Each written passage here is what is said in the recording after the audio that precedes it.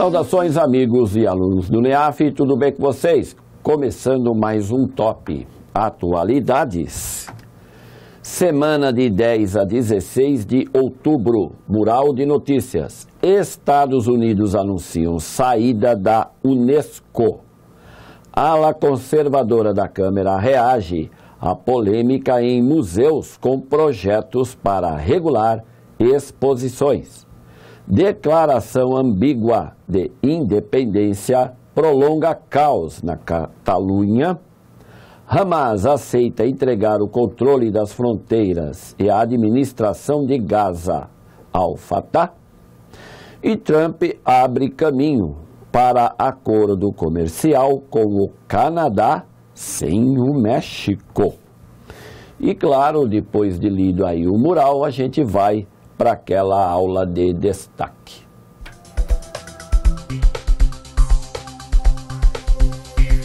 E já entrando na aula de destaque, que os Estados Unidos anunciam saída da Unesco, e claro, candidato, você aí mais esperto que já deu uma olhadinha nas notícias da semana passada, sabe que não foi só os Estados Unidos.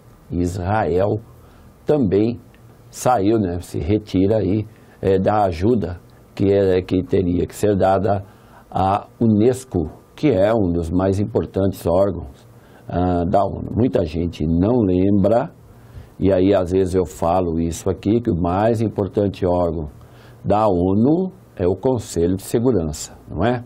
Então, a Unesco, isso quando o assunto for cultura, educação e ciência, a Unesco é a bambambam. E ela recebe ajuda financeira de dezenas ou mais de uma centena de países, incluindo o Brasil. Só os Estados Unidos correspondem a 20% da ajuda financeira à Unesco, que os americanos, né, o governo americano, vem atrasando isso já há algum tempo. Então, essa questão da saída dos Estados Unidos da Unesco, você tem que tomar muito cuidado. Por quê? Isso não tem nada a ver com mais um radicalismo do senhor Donald Trump. A questão com a Unesco já é antiga. Vamos lá, 1984, o governo do Ronald Reagan, que era um governo conservador, também tirou os Estados Unidos da Unesco, alegando que a organização protegia mais países comunistas do que países capitalistas. Ou seja, o debate ideológico foi aí o prato principal dessa questão. Seria isso agora, né? Seria aí uma questão ideológica? Então, nem tanto. É mais uma questão política. Por quê? Então, a gente, né, eu vou passar aqui uma parte do slide, né?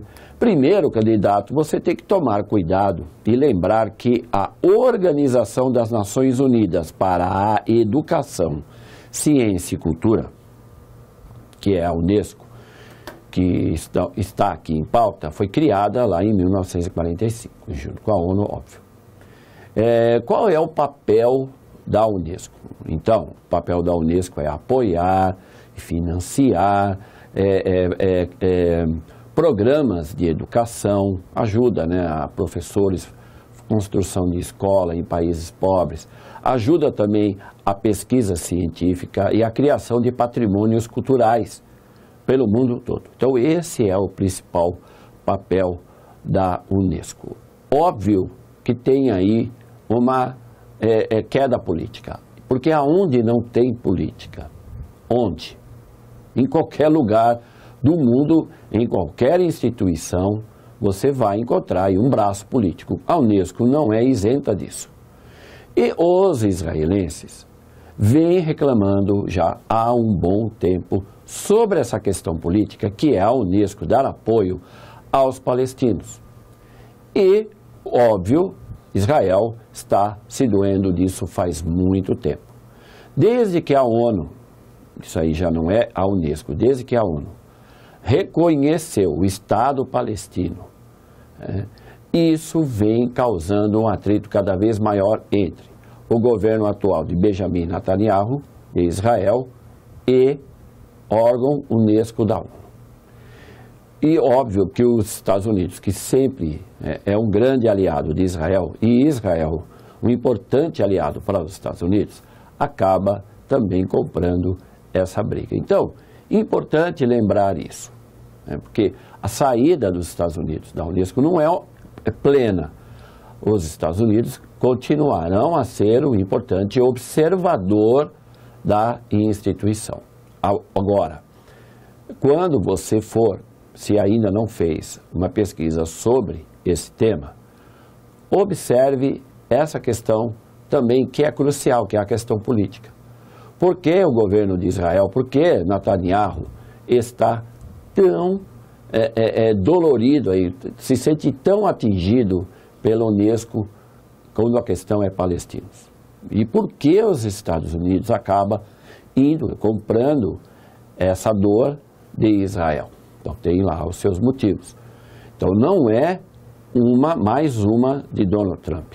É uma questão já que vem de anos para cá, e agora culminou com a saída, né, do seu principal colaborador financeiro, que é os Estados Unidos. Repare que logo que os Estados Unidos saem da Unesco, o governo de Israel vai atrás, vai aproveitar e também deixar claro que os americanos não estão sozinhos.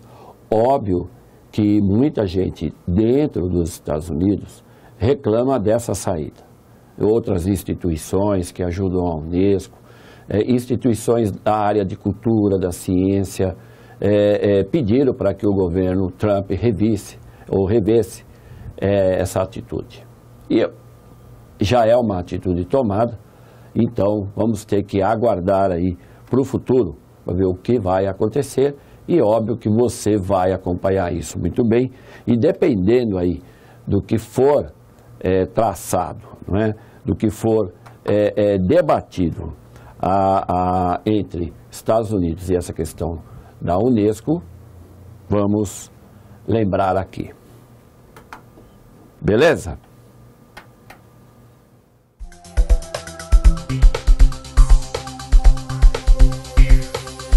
E continuando aqui o Top Atualidades, Brasil Cultura.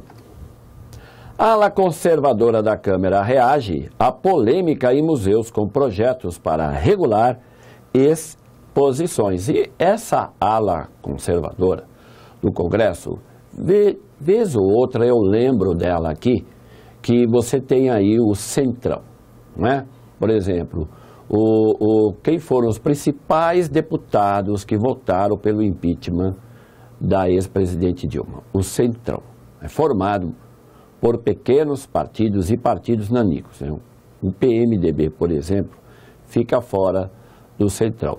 Há uma conta aí perto de 247 deputados que formam esse Centrão, que é considerado muitas vezes conservador. Mas dentro do Centrão você tem sim uma ala que é nitidamente, abertamente conservadora, que chamamos a imprensa, não sou eu, é a imprensa que chama bancada BBB, Boi, Bala e Bíblia. Então, é essa bancada, principalmente formada pelos deputados da Bíblia, que está pegando aí no pé da questão da Lei Rouanet, né? E também com essa questão sobre as exposições, né? Óbvio que isso é taxado como censura. Então, antes de eu virar essa página, lembre-se disso, você que está me assistindo aí, o candidato, tem o direito de questionar a arte? Obviamente, todos nós temos, você, eu. Temos também o direito de dizer que isso é uma censura? Temos. Vivemos num país democrático. Esqueça a questão ideológica, moral. Vamos lá. Observe aqui o fato, como está sendo dito, e preste atenção no que foi dito hoje, dia 16, de outubro, Folha de São Paulo tem uma enorme reportagem sobre essa questão da Lei Rouanet, se é ou não é censura, tá bom? Observe isso e deixe essa história de ideologia do lado, porque afinal de contas estamos falando de conservadorismo ou não conservadorismo, também estamos falando aqui da Constituição, o que ela garante, e também o direito democrático de qualquer cidadão de questionar o que está sendo exposto aí fora. Beleza? Relação Câmara dos Deputados e Arte. Sugestão de leitura: Museu de Porto Alegre encerra a exposição sobre diversidade sexual após ataques em redes sociais. Mundo Governo. Declaração ambígua de independência prolonga caos na Catalunha. E aí você tem, né, a imagem do presidente, né, presidente ali da região da Catalunha, né, o senhor Carles Puigdemont, que declarou que a Catalunha era independente e engatou a terceira marcha e foi falando, mas vamos negociar. Isso foi um balde, a palavra negociação, foi um balde de água gelada naqueles catalães que foram e enfrentaram aí uma barreira, né, imposta pelo governo da Espanha, né, e foi um balde de água gelada neles, porque eles esperavam que Puigdemont fosse até as últimas consequências. E pelo jeito não foi. Vamos lá? Relação conflitos políticos e eleições. Sugestão de leitura: presidente do governo espanhol pede para que Catalunha explique se declarou independência. Mundo Oriente Médio. Hamas aceita entregar o controle das fronteiras e a administração de Gaza ao Fatah. Já falamos disso aqui, e isso há uns 2 anos para cá. De vez em quando a gente lembra desse fato que agora está sendo finalmente concretizado, que é, não é, a Autoridade Nacional Palestina, cujo principal partido político é o Fatah, né, do senhor Mahmoud Abbas,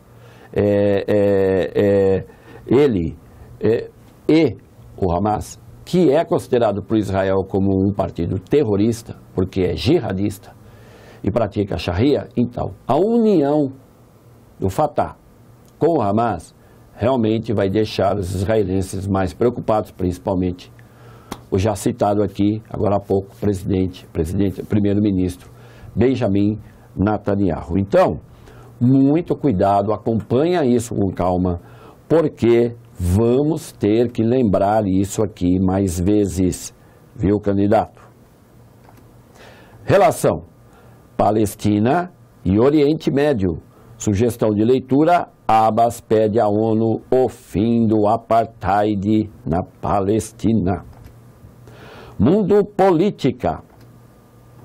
Trump abre caminho para acordo comercial com o Canadá sem o México, e está aí o presidente Trump apontando o dedinho para, né, o primeiro-ministro canadense Justin Trudeau, todo sorridente, bonitão, e fica a pergunta, antes de eu fechar, porque o meu tempo já está estourando. O que acha disso o presidente do México, Enrique Neto?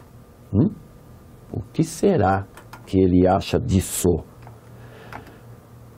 Relação Tratados, livre comércio e cúpulas internacionais. Sugestão de leitura: o novo Canadá das questões sociais e dos acordos de livre comércio.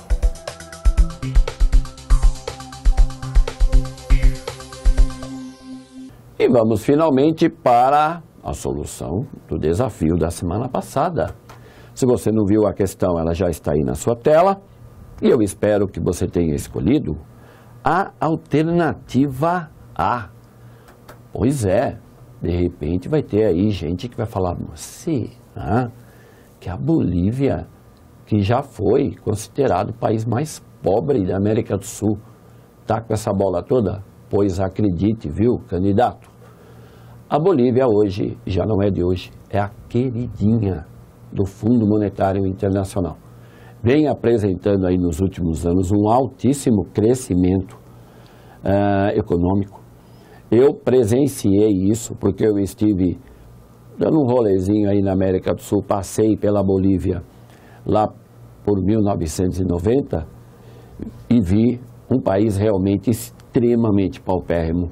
Voltei agora para um outro rolezinho em 2012, tudo bem, faz 5 anos, mas eu vi uma outra e completa e diferente Bolívia. O senhor Evo Morales, que já está no 3º mandato e está tentando manipular aí, isso é perigoso, hein? Isso é perigoso.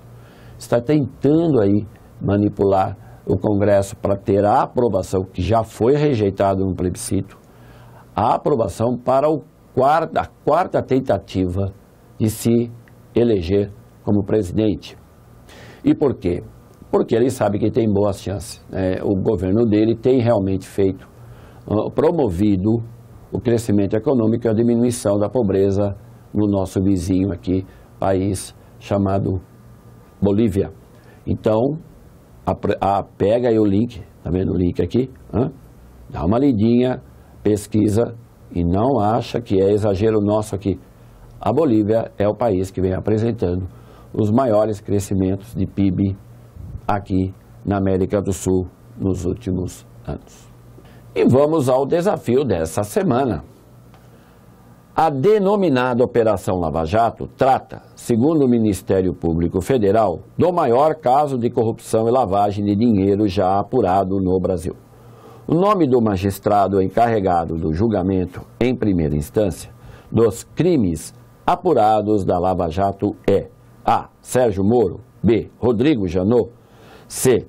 Odilon de Oliveira, D. Gilmar Mendes ou E. Raquel Dott. E assim terminamos mais esse Top Atualidades, que foi de 10 a 16 de outubro, esperando que você tenha gostado, que seja muito útil para a sua pesquisa. Prometendo voltar segunda-feira que vem, a gente vai trabalhando aqui e você mantendo o foco aí. Até mais.